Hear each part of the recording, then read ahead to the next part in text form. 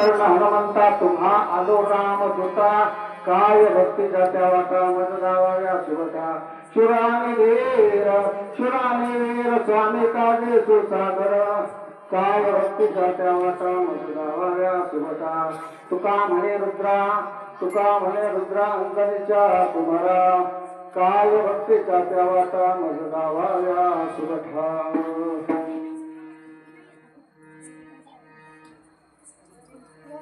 प्रस्तुत प्राप्त प्रसंगी सालावाप्रमाणे श्री क्षेत्र जाधववाडी तुकाराम बीज आयोजित गावकरी ग्रामस्थ तसेच विशेषतः मुंबईकर ग्रामस्थ मुंबईच्या विशेषतः मुंबईचं जास्त या कार्यक्रमाला सहकार्य आहे आणि या सर्वांच्या सहकार्यातून सुरू होत असलेला संपन्न होत असलेला हा तुकाराम बीज महोत्सव आज जवळजवळ मला वाटतं तिसऱ्या तपाकडे वाटचाल सुरू आहे. 35वं वर्ष ना 35वं वर्ष सुरू आहे आणि या 35व्या वर्षातील पहिल्या म्हणजे जागराच्या पहिल्या सुद्धा आणि जागराच्या सुद्धा सेवेचा मान मला मिळाला. मी माझं परम भाग्य समजतो आणि सेवेकरता निवडलेला अभंग जगद्गुरु जगद्वंदनीय भगवान परमेश्वराचे पांडुरंग परमात्म्याने निश्चिम भक्त असणारे उद्या ज्यांचं सदेह वैकुंठागमन होणार म्हणजे तो जयंतीचा दिवस येतो तोच आज उद्या बीजचा कार्यक्रम येतो आणि त्या निमित्त सेवेला चिंतनाला निवडलेला अभंग त्यांचाच अभंग आहे. पण जरा वर्णन कोणाचं करायचं शरण शरण हनुमंता कुणाला शरण जातात ते हनुमंतरायांना शरण जातात म्हणून शरण शरण हनुमंता तुम्हा रामदूता जगद्गुरु तुकोबर शरण शरण हनुमंता म्हणजे हनुमंतरायांना शरण जातात का बघा शरण कुणी कुणाला जावं प्रश्न आहे का शरण कुणी कुणाला जावं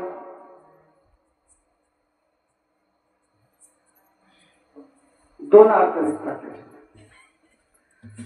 परमार्थिक दृष्ट्या शरण कुणाला जावं अज्ञानानं ज्ञानाला शरण जावं आणि व्यवहारिक दृष्ट्या बघायला गेलं तर वयस्कराला बालकानं शरण जावं.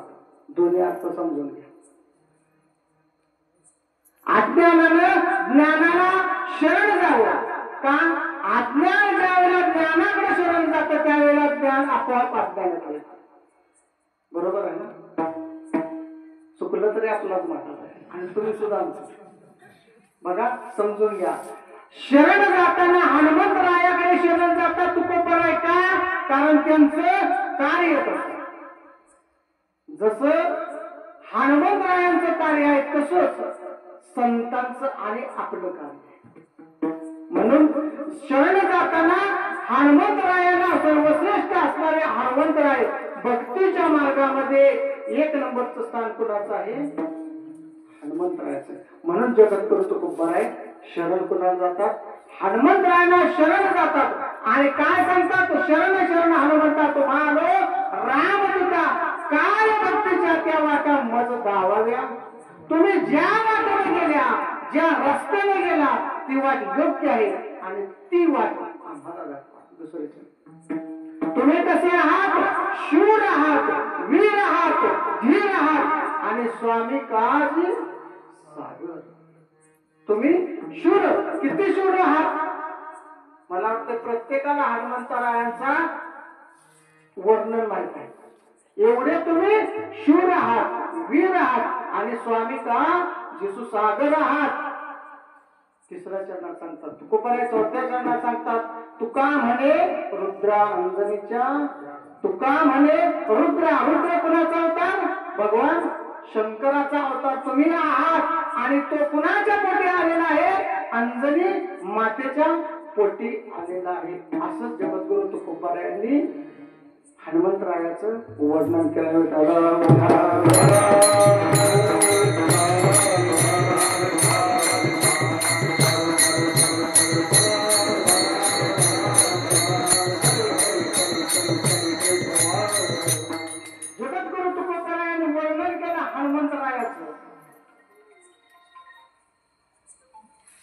हे मोठं दुखणं झालंय आता.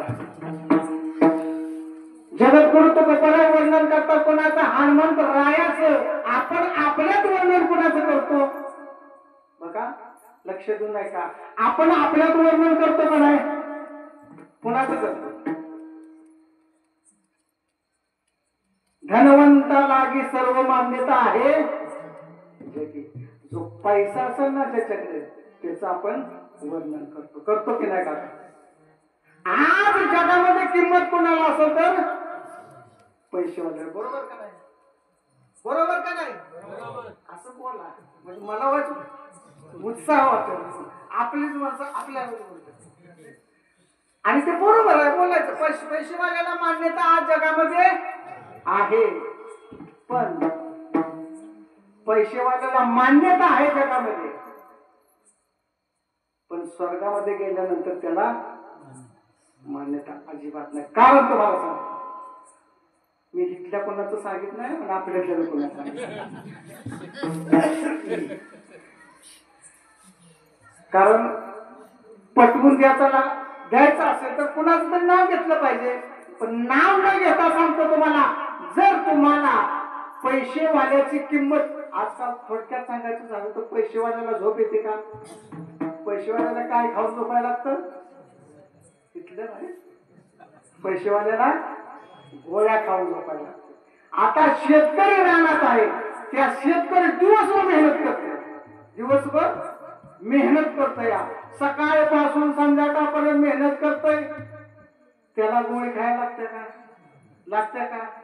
हे सत्य आहे का असत्य? बरोबर आहे ना? त्याला गोळी खायला लागत नाही. ही या दोघांच्या मधली अंतर आहे. भले त्याला मान्यता असेल जगामध्ये, त्याला जगामध्ये मान्यता असेल, पण तिथं नाही. हे सुख त्याला आहे, त्याला सुख आहे. कसं? फक्त पैशाचं सुख आहे, पण उपभोगता येत नाही. जर त्याला उपभोगता आला असता तर त्याची शांत झोप लागली असते का नाही? आणि ज्या त्याला झोप लागत नाही त्याला सुख विरुद्ध दिशेचं घ्या. शेतकरी दिवसभर काबाड कष्ट करतो, काबा स्पष्ट केल्यानंतर त्याला निवांत झोप लागते का नाही? आम्हाला तर लागते.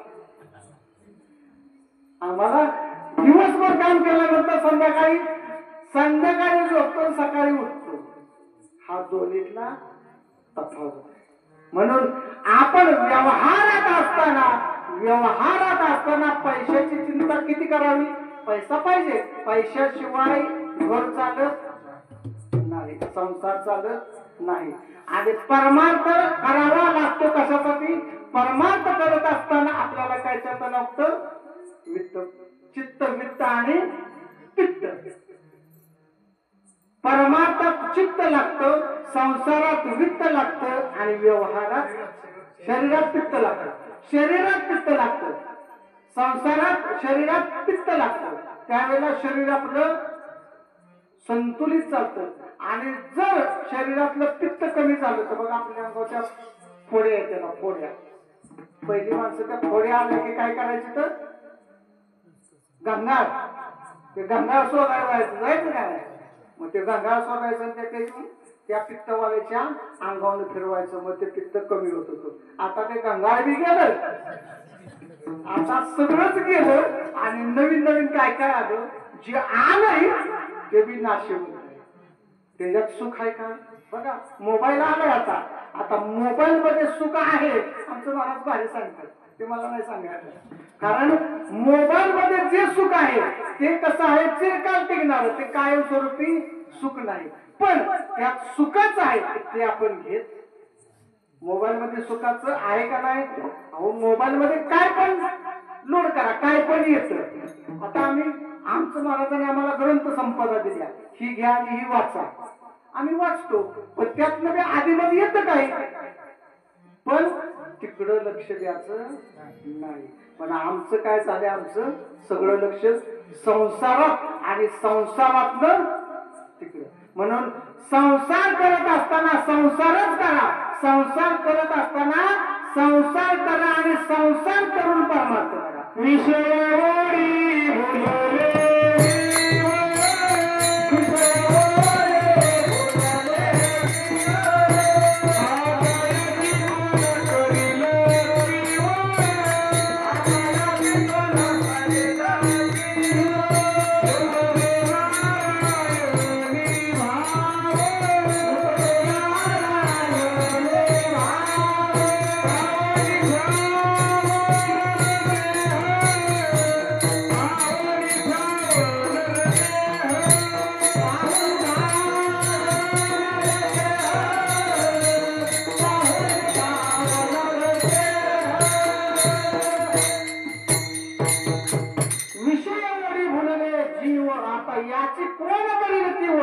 तुझे नारायणी भाव पाहुनी ठाव नरदेव या नरदेहाला आल्यानंतर आपण विषयात गुंतायचं नाही. गुंतायचं कुठं? परमार्थाकडे गुंता, भगवंताकडे गुंता. मला सांगा, आपण संसारात आहे का परमार्थात आहे? संसारात आहे. पण संसार करत असताना आपल्याला काय वाटायला यावं? दुःख यावं का सुख? आपल्याला सुख मिळावं असं आपल्याला वाटतं. आपल्याला सुख मिळावं असं वाटत असताना आपल्याला सुख येत नाही. काय येत नाही? आपण तिकडे जात नाही. आलं का लक्षात? आपण त्याच्याकडे जात नाही. आपण त्याच्याकडे ज्या वेळेला जाऊ त्यावेळेला सुख मिळल्याशिवाय राहणार नाही. राहणार का? तुम्हाला सुख मिळेल. तुम्हाला सांगतो, तुम्ही म्हणत असं राहता आम्ही परमार्थ करतोय. संसारात असणाऱ्याने परमार्थ केलेला भगवंताला लवकर पावतो. संसारात असून परमार्थ जो करतो तो परमार्थ भगवंतापर्यंत पोहोचतो. का? उदाहरण सांगतो तुम्हाला. नारदाने भगवंताला प्रश्न विचारला. बघा, आपण संसारात आहे आणि संसारिक आहे म्हणून लक्ष देऊन ऐकायचं थोडस. आता तुम्ही म्हणाल मला शिकवायला ऐकतो तुम्ही, मी शिकवणार, आज माझा अधिकार आहे. तुम्ही ऐकायचं फक्त, पण घ्यायचं का सोडून द्यायचं तर तुम्ही ठरवायचं. फक्त आपण संसारात आहे म्हणून ऐकायचं. का? आपण संसारिक आहे. भगवंताला नारदाने प्रश्न केला. नारद म्हणाला भगवंताला, देवा मी तुम्हाला आज प्रश्न करतो, माझी भक्ती श्रेष्ठ का या मृत्यू लोकात करणाऱ्यांची श्रेष्ठ? कुणाला प्रश्न केला? बोलायशिवाय मी समजा. कुणाला प्रश्न केला? कुणी केला? तुम्ही सांगू नये. कुणाला प्रश्न केला, कुणी केला हे का मी विचारतोय? आपलं लक्ष तिथे आहे का आपल्याला कळतं आणि आम्हाला सुद्धा कळतं. कुणी प्रश्न केला? नारदाने केला. कुणाला केला? हा, भगवंताला केला. भगवंताला प्रश्न केला, मृत्यू लोकातील माणूस भक्ती करतो का? मी तुमची जास्त भक्ती करतो. देवानं सांगितलं तुला बघायचं आहे नारदा? तुला बघायचं आहे? हो, मला बघायचं आहे. देवानं दोन भाग आहेत त्यात. काही ठिकाणी नारदाला देवानं सांगितलं, एक वस्तू दिली. एका ठिकाणी आहे दिवा दिला आणि एका ठिकाणी आहे मटका दिला. नारदा, हा दिवा घे किंवा हा मटका घे. हा मटका घे, याच्यातील पाणी सांडता कामा नाही. पण कधी तू मृत्यू लोकाला पृथ्वी प्रदक्षिणा घालू नये, पण ह्यातलं पाणी सांडलं नाही पाहिजे. किंवा दिवा असेल तर दिवा विजला नाही. कुणी सांगितलं? कुणी सांगितलं? बोलत राहायचं. कुणाला सांगितलं? नारदाला सांगितलं. नारद म्हटला ठीक आहे, हे काय सोपं काम आहे. नारदाजवळ दिवा दिला, अख्ख्या प्रदक्षिणा घालण्याला दिवा तसाच. दिवा काय विजला? पूर्ण पृथ्वीची प्रदक्षिणा घालून आलेला नारद देवाजवळ आला. देवाजवळ आलेला नारद देवाने विचारलं, दिवा विजला नाही. देवाने तसंच मृत्यू लोकावरती नारदाला आणला.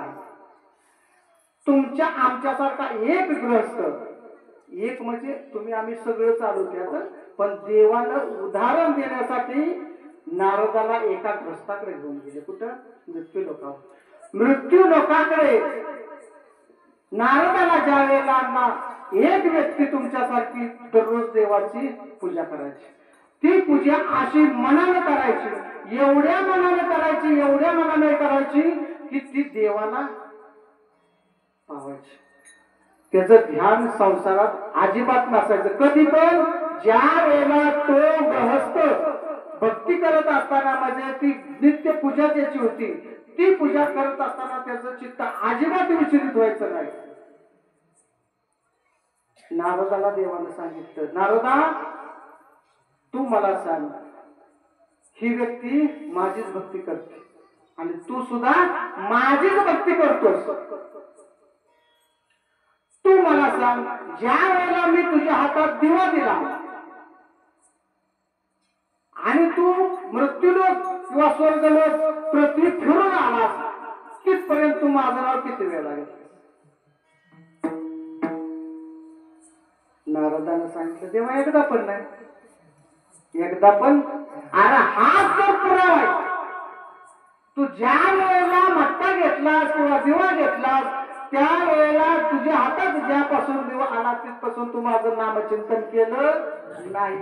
हा मृत्यू लोकातला माणूस बघ, ही व्यक्ती बघ, ही माझं नित्य नेमानं 1-2 तास घंटा करते काय नामचिंतन, पण ती करत असताना तिचा चित्त अजिबात इकडं तिकडं जात नाही. म्हणून उदाहरण म्हणून मी सांगितलं तुम्हाला काय, या मृत्यू लोकात जे जे आपण कार्य करतो, भगवंताचं नामचिंतन करतो, ते व्यक्त केल्याशिवाय राहणार नाही.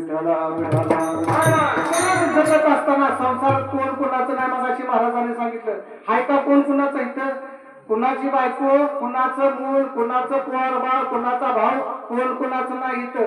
तुम्हाला बघायचं असलं तर आपण अनुभव घ्यायचा मग बघायचं आपलं कोण नाही, कोण कुणाचं इथं नाही, कुणाचे कुणी तुझे नाही रे आणती जाशील रे दत्त प्राण्या माझे माझे, इथं कोण कुणाचं नाही. तुम्ही कधीच समजायचं नाही बायका कोण आपली, तुमच्यातलं नाव मी सांगेन, पण आपण सुद्धा समजायचं कारण इथं कुणाचं कोण बांधेल नाही.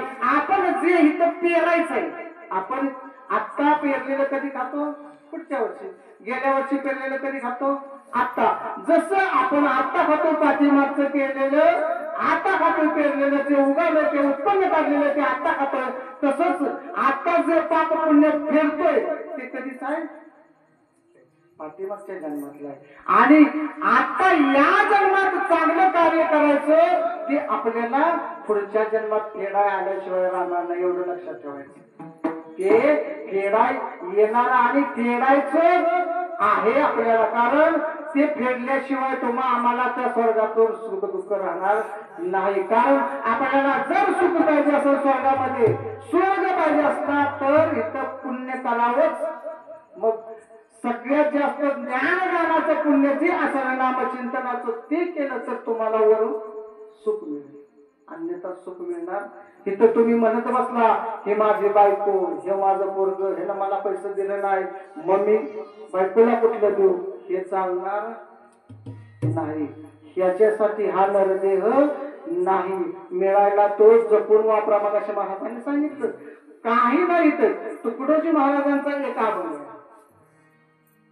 तुकडोजी महाराजांचा एक ह्याच्यावरती सुंदर अभंग, कुठला माझ्या आठवणीत नाही, तुमच्या आला तो म्हणून मला सांगा. तुकडोजी महाराजांनी ते अभंग मध्ये सांगितले, इथं कुणाला बंधन नाही, इथं कुणाला काही सुद्धा नाही. विठ्ठला विठ्ठला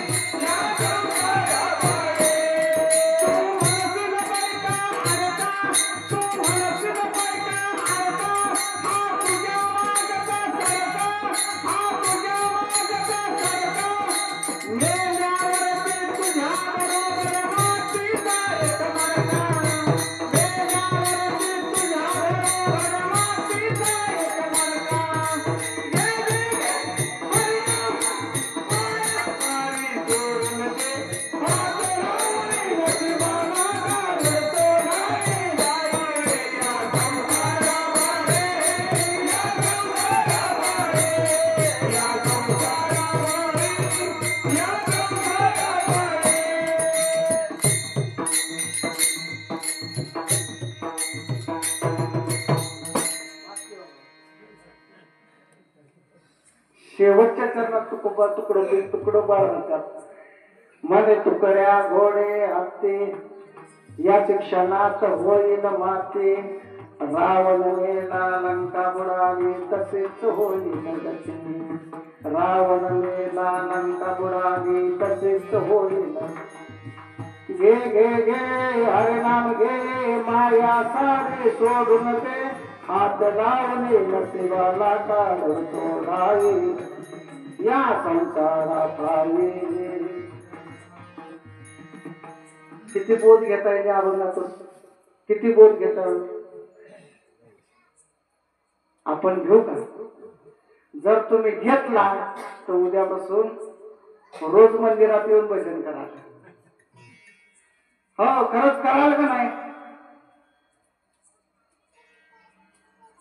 या अभंगाचा बोध सगळ्यांनी घेतला.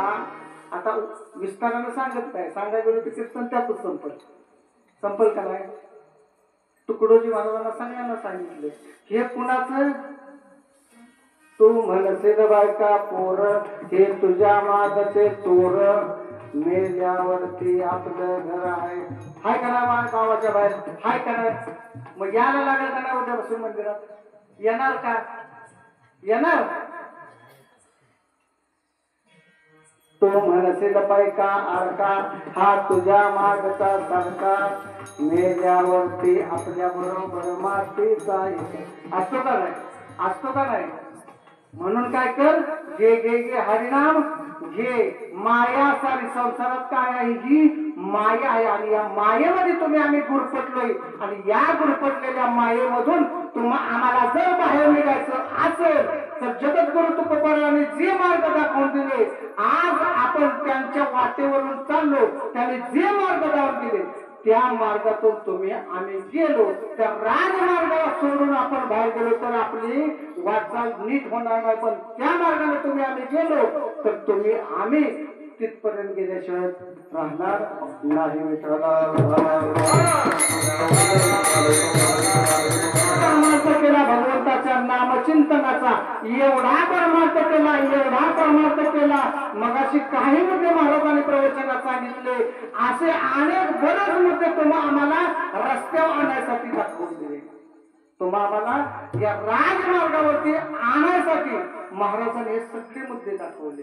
एक वेळ महाराजांचा अजून एक मुद्दा सांगतो आणि मी अभंगावरती येतो.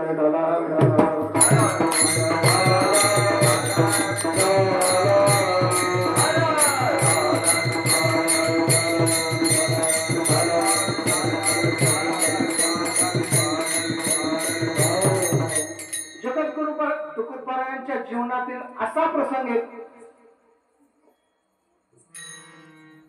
जगद्गुरु तुकोबाराय आमच्यासारखे सारखे कीर्तनाला जायचं. म्हणजे आम्ही सारखं जातो असं नाही, पण तुम्हाला म्हटलं सारखं तुमच्यासारखं कीर्तनाला जातं तर तुम्ही म्हणा आमच जायचं नाही कीर्तनाला तर तुम्हाला कसं माहिती? आमच्याकडे येतात तेवढं आम्हाला माहित आहे. म्हणून आम्ही तुम्हाला सुद्धा म्हणणार जगद्गुरु तुकोबाराय कार्यक्रमाला असं सारखे जायचे. जात असताना त्यांना एका रात्री तुकोबारायांना परत जाताना 14 चोराने आलं. 14 चोरांनी अडवलं आणि 14 चोरांनी अडवलं आणि तुकोबारायांना म्हटले तुकाराम महाराज रामकृष्ण हरी महाराजांनी घातलं. त्यांना रामकृष्ण हरी वगैरे काय असं येत नव्हतं. ते रामकृष्ण हरी ठेवा तुमच्याजवळ, आमच्या संग या. येतो बाबा महाराज म्हणजे ते गेले महाराज. आता तुकाराम महाराज ते तुकाराम महाराज होते. त्यांच्यात जे जे गुण होते ते आपल्यात एकही त्यातला. महाराजांच्यात जे गुण होते त्यातलं काही गुण त्या चोरांच्यात शिरायला लागले.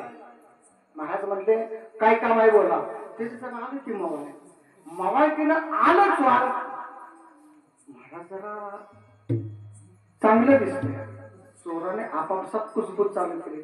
त्यात एक मोहरक्या होता ते म्हणला का बाय महाराज चांगलं दिसतंय. महाराजाला चांगलं म्हणला तर आपलं काम होणार नाही. एक काम करा महाराज तुम्ही या बंगल्यात जावा आणि बंगल्यात जी जी वस्तू दिसेल ती आम्हाला मोठी मोठी खाली टाका. महाराजाला वर चढवलं. महाराजांनी मोठी वस्तू दिसेल तेवढी खाली फेकून द्यायचं. वर पाटा दिसो वराचा काय म्हणतात ते हो वरुटा खाली टाकायचं. आता जड वस्तू महाराजांनी जेवढी वस्तू वर होती तेवढी खाली उचलायची. सगळा अर्धा वाडा झाला. चोरांनी विचार केला महाराजांच्या हाताला काय लागत. पहिली लोक काय करायचं, खांद्यात सोनं ठेवायचे. म्हणून तुकाराम महाराजांना सांगितलेलं जड वस्तू दिसली की आम्हाला खाली टाकायची. जवळजवळ वस्तू संपत आल्या. महाराज दुसऱ्या रूम मध्ये गेलं. दुसऱ्या रूम मध्ये गेलं, तिथं भगवंताचं मंदिर होतं. त्या मंदिरात गेले तुकाराम महाराज आणि वाजलेले सकाळचे 4. महाराजांच्या लक्षात आलं जिथं देव तिथं.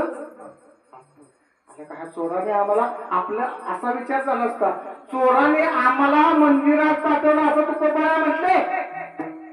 मला चोराने या 14 जणांनी मला भगवंताच्या दर्शनासाठी मंदिरात पाठवलं. 4 वाजले. आता आपण काय करूया,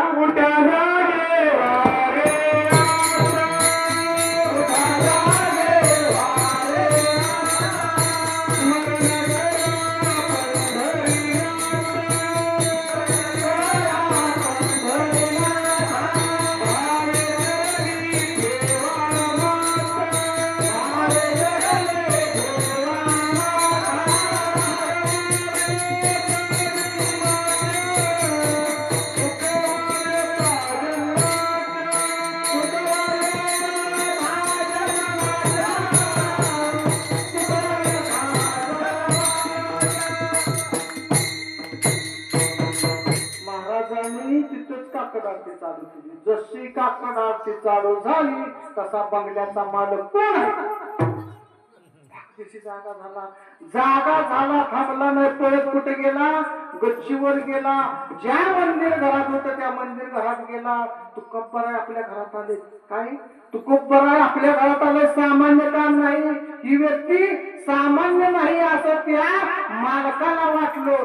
मालकाला वाटल्यानंतर सगळं पहारेकरी जमा झाले. सगळ्या जेवढा त्या वाड्याला बंगल्याला जो वेडा होता, ते वेडेकरी म्हणजे ते काय म्हणतात त्याला, चोपदार. बाहेरचे जे चोपदार होते ते जागे झाले आणि त्यांनी सुद्धा महाराजांच्या काकडीत आरतीत सामील झाले. बाहेरून कार्यकरी आत यायला लागले की त्यांच्यामुळे हे 14 जण होतं का, हळूहळू आत नाही यावं तर आपल्यालाही घेऊन जाणार, आपल्याला सोडणार होतं का. आणि जर त्यांना आपण सापडलो आपल्या अंगावर काय कातडी राहणार.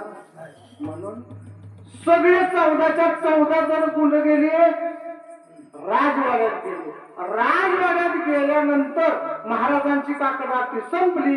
काकड आरती संपल्यानंतर त्या राजवाड्यातल्या त्या राजकुमारानं काय केलं, महाराजांचं यथाशक्ती असं पूजन केलं.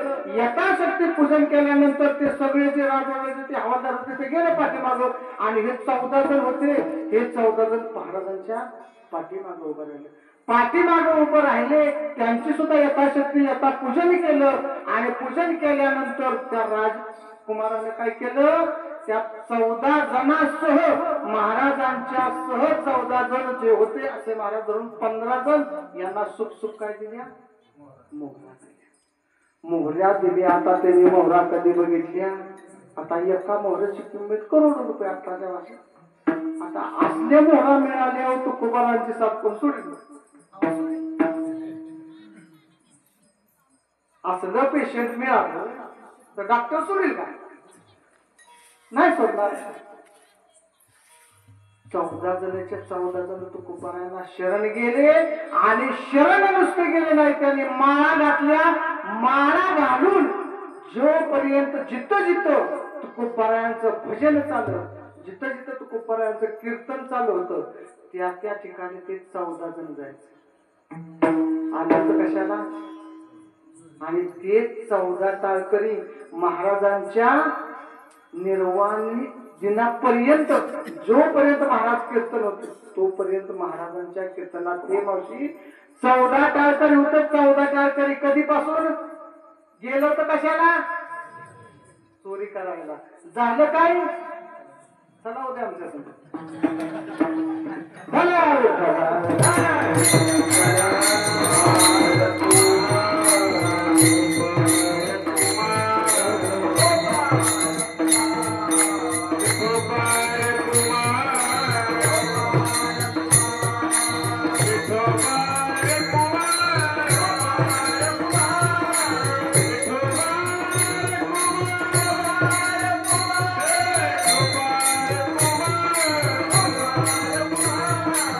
गोपाळ